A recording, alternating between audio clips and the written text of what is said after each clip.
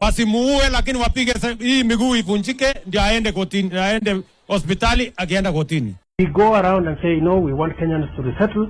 You know, Kenyans, everybody has a right to live everywhere and own property anywhere. I mean, really, let's be serious. And in Rift Valley, you will find, for example, a whole 5,000 acres inhabited from people who were brought from Kiambaa.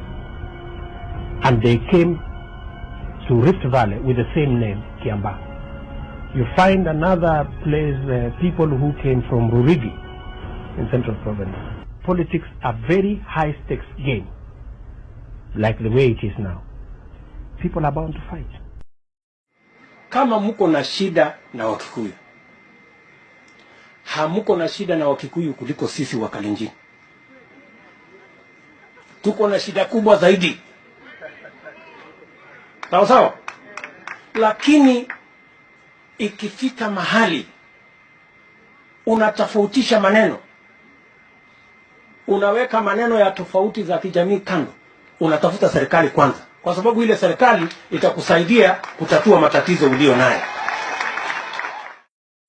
Mtu kama huyo apigwe risasi miguu, aende hospitali akienda kotini. Yes. Wasimuue, lakini wapige hii miguu ivunjike ndio aende kotini, aende hospitali akienda kotini.